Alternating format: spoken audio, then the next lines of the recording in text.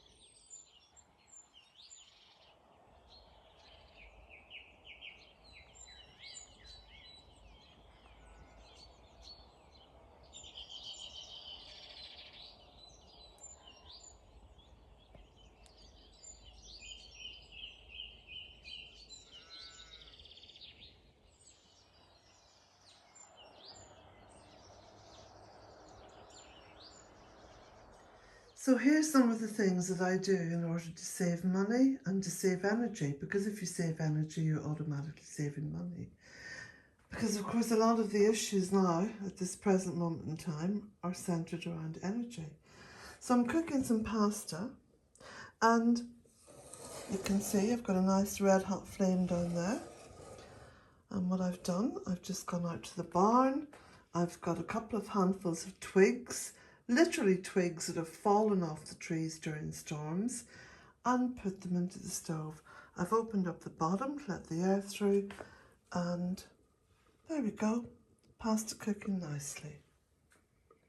No electricity, no external energy source, simply my woodland. Now the same goes for boiling water to make tea or coffee or other hot drinks. I keep the kettle on the stove. I keep other kettles on the stove filled with water, so I never fill the kettle with cold water from the tap.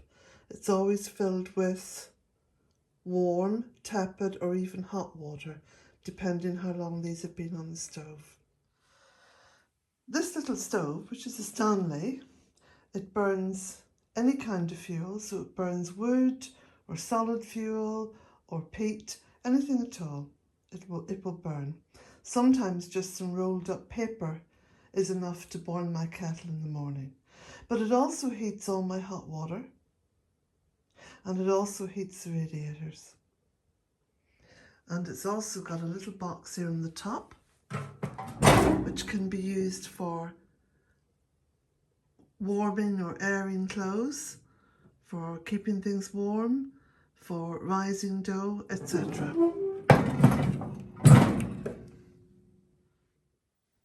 I keep, at the present moment, 2 black plastic bins here in the pantry. Now I aim to get a 3rd one, and I store in these dry goods. So when dry goods are on special offer, be it pasta or pulses, coffee, tea, different powders, like you can get these green powders, for making shakes with. Any dry goods at all, including oats and stuff like that, I store them in the black bins, and they're just perfect. They're perfect for storing, and also for ensuring that you have at least 3 months' supply of food at any given time. Now, it's not stockpiling, because you're not doing that. You're gradually adding as and when you have a little bit of extra money, and as and when certain offers come up in the shops and the supermarkets. So I also go to my local spring well. Here in Ireland there are spring wells all over the place, and you can go and collect your own water. So I collect the water in plastic containers like this, and then I empty it into this glass container when I get home, and that saves me having to spend any money at all on spring water. My own wood, just by using a jigsaw. This is it here, okay? And I just jigsaw the wood up, and it works perfectly well for me.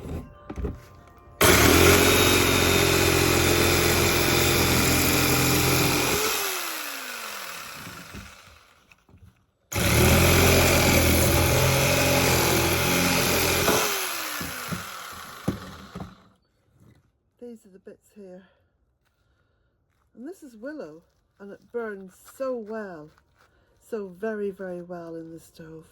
Get a fantastic heat from this. Yeah. The flowers on the Magnolia stellata are beginning to open.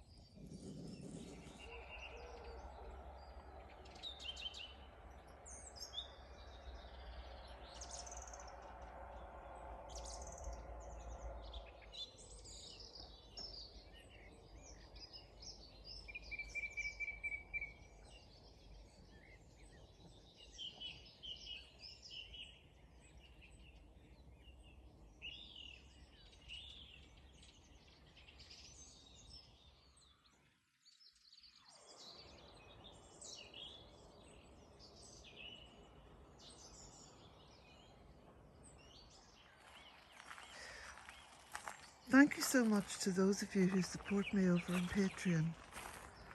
Without your support, I really wouldn't be able to keep doing these videos, because at the moment, with the poor internet connection, whatever video I want to upload, I have to travel into town and go to a coffee shop to upload it, because it's become quite difficult.